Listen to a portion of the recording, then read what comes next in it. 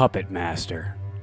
The movie opens at the Bodega Bay Inn, 1939, and we see a fucking puppet looking out of a window, and in the room we see a bunch of other puppets, and this is where we meet the Puppet Master. And he's just, you know, bringing his puppets to life. No big deal. Oh, and did I mention the Puppet Master is played by the one and only William Hickey? Yeah, I mean... And from the looks of it, there seem to be two men coming to kill his ass for reasons unknown at this point. Or the fact that he's bringing puppets to life might be one of the reasons these guys want him dead. But I digress. Let's continue.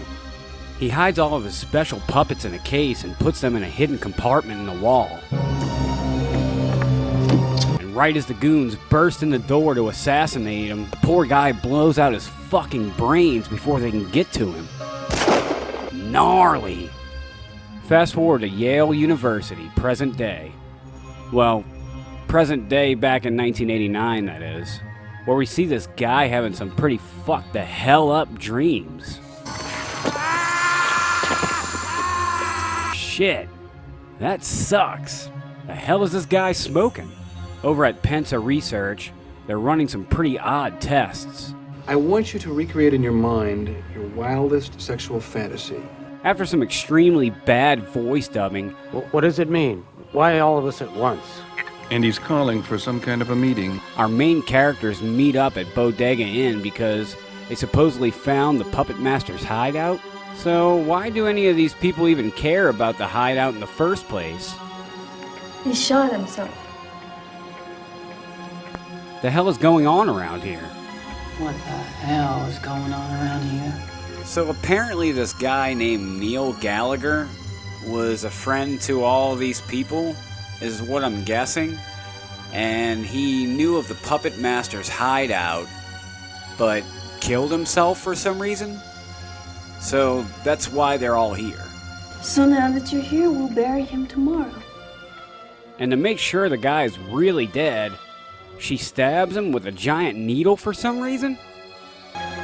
Dead as a doornail. Yeah, I think he's really dead, you crazy ass bitch. You one crazy ass bitch! Shit. This is when we get this awkward scene here. You're staring at me. Sorry. Old boy starts to have another morbid dream again that looks like something straight out of a Panic at the Disco music video or some shit. Fuck is going on here? Cut back to the dead guy and it totally looks like he's about to get up when all of a sudden Pinhead comes out of the coffin grabbing at you.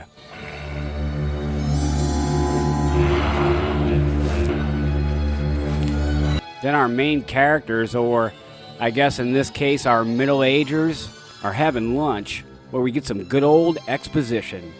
Then, one day he just stopped everything. For the next year, he spent almost every day locked up with his work.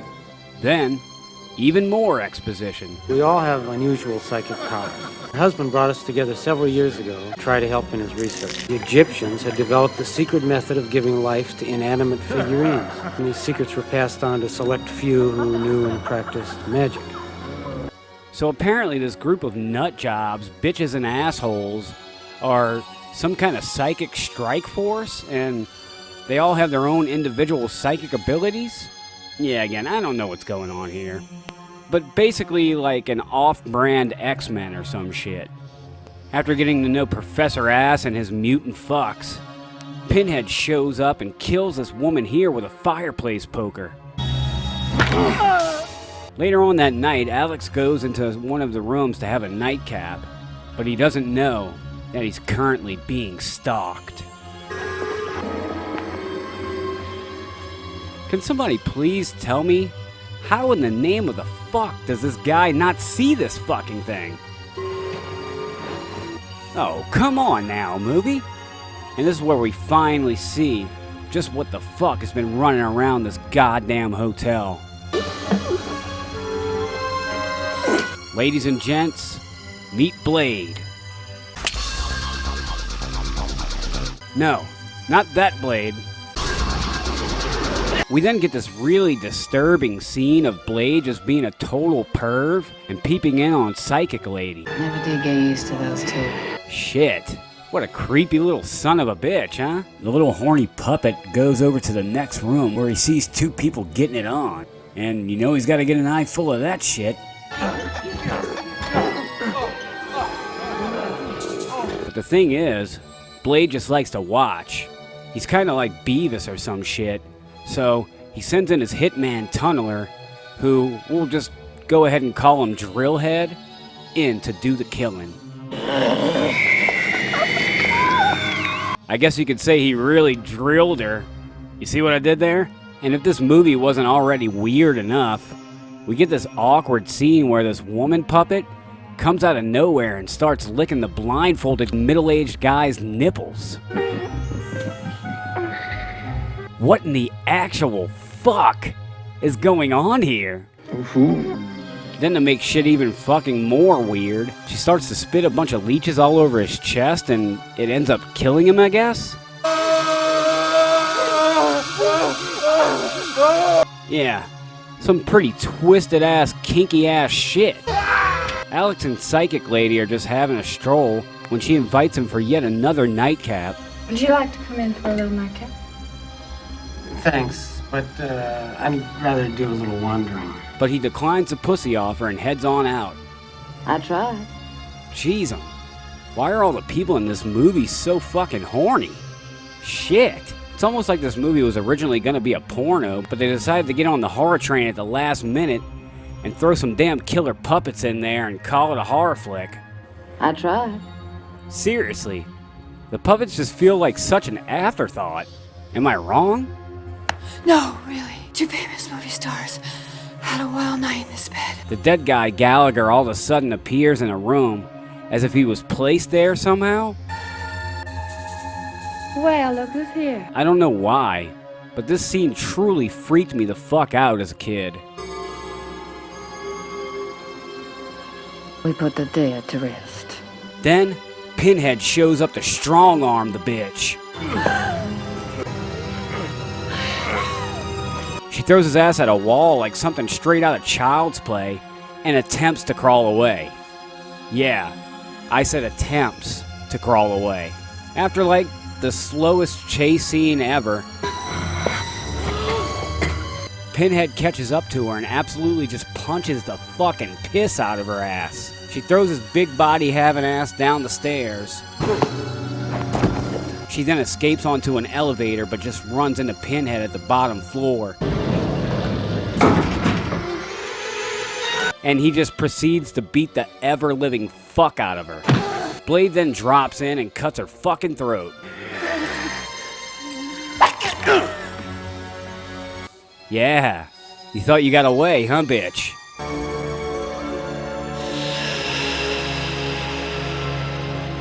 I thought she was psychic, though. Shouldn't she have seen this coming? Oh well.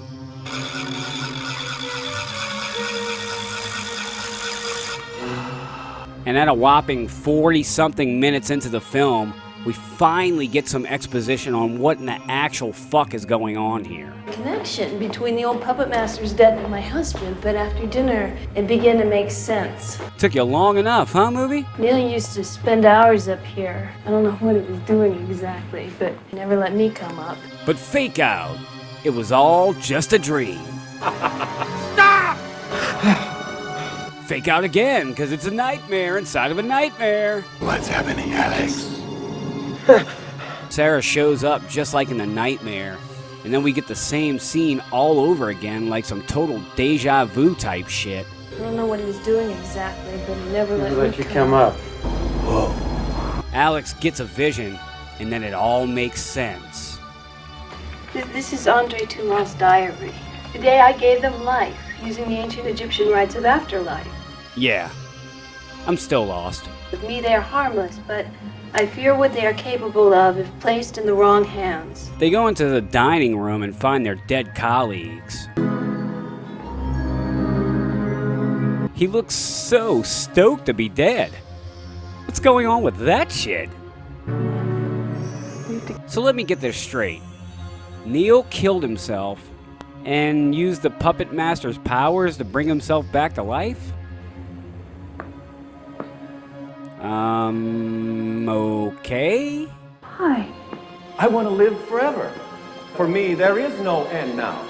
He basically had to kill them all so they wouldn't find out about his secret little magic powers. So that's why he brought them all out here in the first place. And sooner or later, one of you would have learned that I had discovered Toulon's secrets. I had to bring you here. Kinda insane, but at least it's starting to make a little sense here. Okay, let's move on.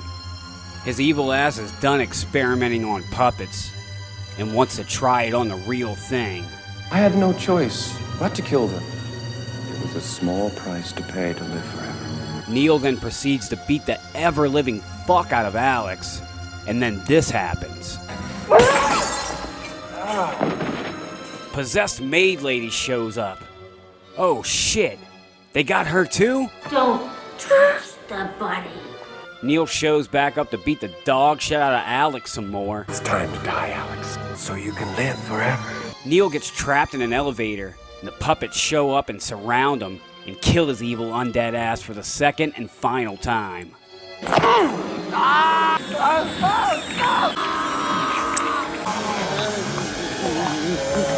I've gotta say, this is a pretty brutal kill. Like, he got fucked up. Shit. And yeah, he's actually dead this time. That's pretty much the end of the film.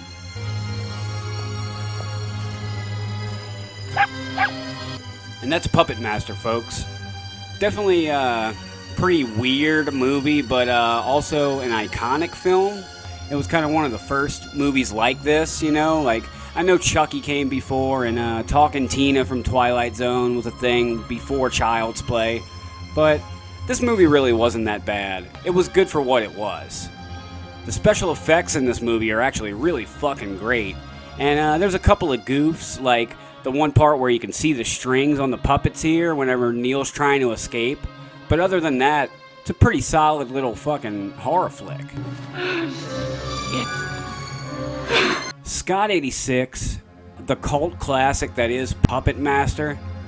Go check it out, folks. It's a true sideshow.